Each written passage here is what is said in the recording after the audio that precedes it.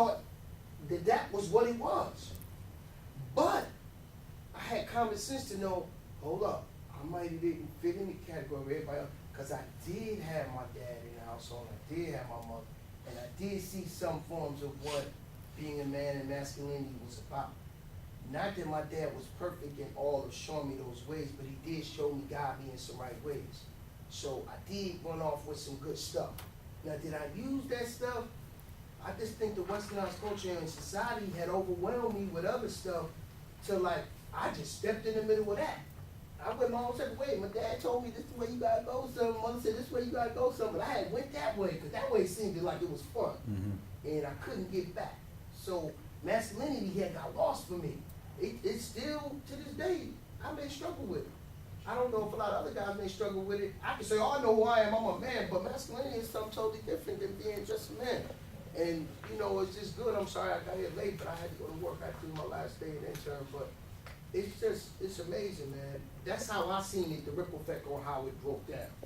You know, I don't know if anybody can share, but I know I seen it from like, because I know in Africa, when I watched things and documentaries and read books, it was always that man, and he was like, and the woman was behind him, and the mother was holding the baby. He was the leader. He went out. He hunted for the food. We got lost up, and the man ain't even home no more. But let me challenge that. I was gonna say, because you know, too much. Let me tell you, essentialization means this is how it's supposed to do, and anybody that don't match what we're supposed to look like, then we think we have the license, consciously or unconsciously, to discriminate against.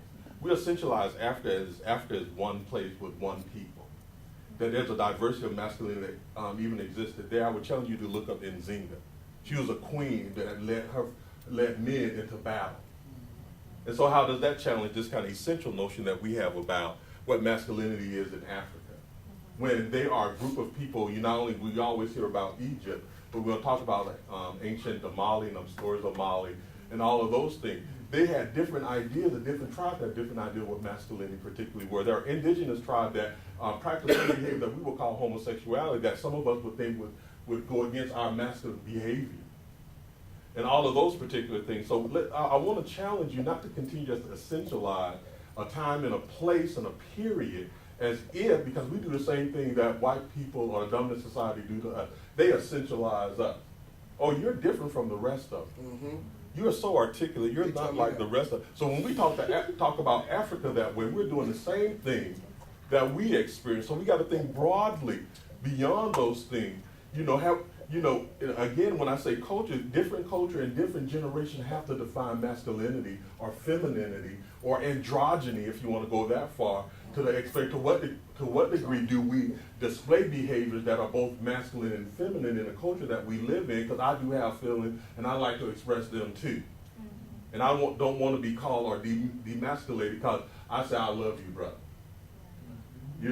And all of those things. So I just challenge you to stop, to be conscious of not to simply just essentialize, because some people can see that still as stereotyping, but to begin to think broadly that we are just as diverse as the dominant society.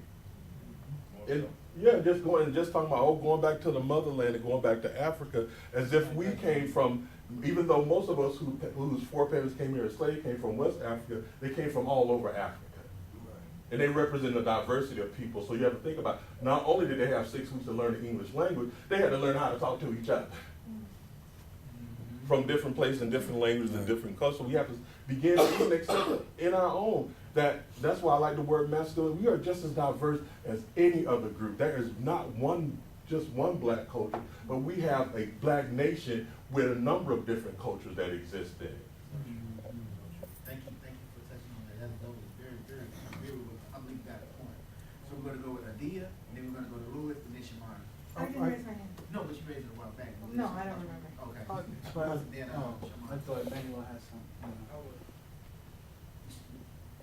Louis and then Shamar. Okay, and this is this question or statement rather is directed toward Mr. Clark. So, I know you mentioned how when you were growing up, what the media and what you saw sort of defined, who you were, and so there's been several paradigm shifts to what black masculinity is. You know, first you're a slave, you're nobody. Then you become free, and now you're isolated and you have less privileges, separate but equal, right? And then the movement, right? So then you get a little juice, right? And then the black exploitation. Now we hit crack. Now we go to rap, the media, which is super huge. So knowing that it's been all these paradigm shifts about black masculinity or masculinity for a male, well, how do we begin, once we know that this stuff is going on, how do we begin to sort of deconstruct or debunk these stereotypes? You know, what can we do if we know? Because we're sitting here, we're shaking our heads, and we're like, oh, okay, yeah, I understand. Well, what should we do, Miss Jones? I think one thing that's important in the issue that's going to come up in a lot of the comments